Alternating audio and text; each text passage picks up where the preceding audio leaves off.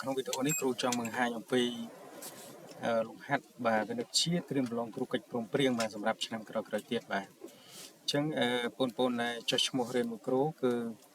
ពេលដែលគ្រូអេដចូលក្នុង website ហ្នឹងគឺមានប្រវត្តិនេះអញ្ចឹងលំហាត់មានកម្រិតមធ្យមបាទកម្រិតមធ្យមលំបាកបាទបន្តទៀតមានកម្រិតលំបាកខ្លាំងបាទដែលមាន3កម្រិតណាអញ្ចឹងពេលដែលបងចូលមកគឺបងអាចបើកទាំង3មកមកតែបងចុច level 1បាទអញ្ចឹងយើងចុចចឹងហើយយើងរងចាំតិចមកតាមទីយើងចុច level 1ឬក៏ level 2ក៏បានដែរបាទអញ្ចឹង level 1រៀងងាយស្រួល level 2រៀងក៏បានដែរណាបាទអញ្ចឹងយើងចុចតាមហ្នឹងមកបាទអញ្ចឹងលំហាត់ទាំងអស់នេះគឺសុទ្ធតែជាលំហាត់បាទសម្រាប់ត្រៀមប្រឡងគ្រូកិច្ចព្រមព្រៀងបាទសម្រាប់ឆ្នាំក្រោយៗទៀតបាទហើយបងប្អូនដែលចង់សិក្សាអាចចូលសិក្សាបានគ្រូនៅទទួលសិស្សណាហើយ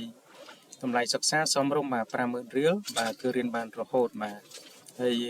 បងប្អូនមានតែអ៊ីមែលមួយជាការស្នាច់ព្រោះយើងត្រូវភ្ជាប់ជាមួយអ៊ីមែលអញ្ចឹងបងប្អូនពេលដែលសិក្សាបងប្អូនគ្រាន់តែភ្ជាប់ជាមួយនឹងអ៊ីមែលមកជាការស្នាច់ហើយបាទព្រោះអ៊ីមែលនេះគេបាទអញ្ចឹងមកថាអាវមួយតម្លៃ50000 រៀលបើគេបញ្ចុះតម្លៃ 20% តើអ្នកត្រូវចំណាយប្រាក់ប៉ុន្មានដើម្បីទិញអាវនេះបាទអញ្ចឹងយើងគុណនឹង80ទៅបាទយើងឃើញ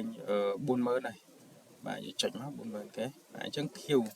ពាក្យថា Q ហ្នឹងវាថាត្រឹមត្រូវហ្នឹងនេះគឺគេបញ្យល់លម្អិតឲ្យយើងអញ្ចឹងណាបាទចុចសំណួរបន្តទៀតមកបាទអញ្ចឹងនៅក្នុងថ្នាក់រៀនមួយមានសិស្សសរុប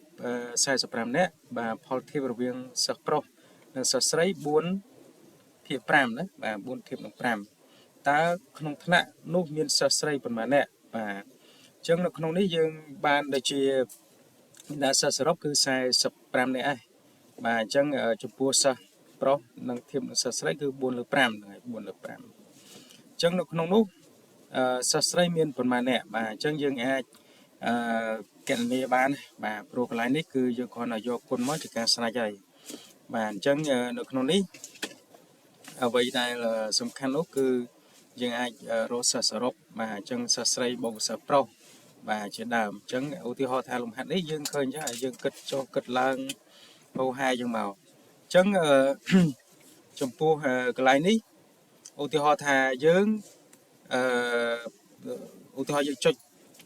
ខុសឧទាហរណ៍ណាចុចខុសវាខុសហមអញ្ចឹងណាបាទគេក្រហមឲ្យវាបញ្យល់យើងហ្នឹងគេគឺយល់យើងអញ្ចឹងនៅក្នុងនេះគឺយើងលក្ខណៈបញ្យល់អញ្ចឹងណាគេបងអញ្ចឹងវាងាយស្រួលសម្រាប់យើងដែរ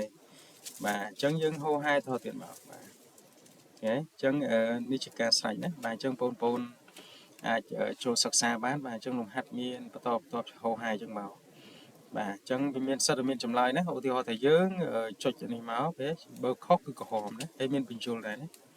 បាទបន្តទៀតនេះក៏ដូចគ្នាដែរបាទចុចតាមនឹងជាក់ស្ដែងមកបើសិនជាខៀវគឺពុកត្រូវហើយបាទហើយយើងគិតបដាទៅណាបាទអញ្ចឹងអរគុណច្រើនគ្រូមានតែប៉ុណ្្នឹងទេបាទអញ្ចឹងបងប្អូនដែលចង់សិក្សាអាចចូលសិក្សាបានបាទព្រោះគ្រូនៅទទួលសិស្សបាទពេលដែលបងអូនចុះឈ្មោះហើយគឺគ្រូអាចចូលគ្រប់ហើយបងអូនផ្ញើទៅអ៊ីមែលមកគ្រូមកជាការស្រេចគ្រូភ្ជាប់មួយ website ជូនបាទអរគុណច្រើនបងប្អូនបាទ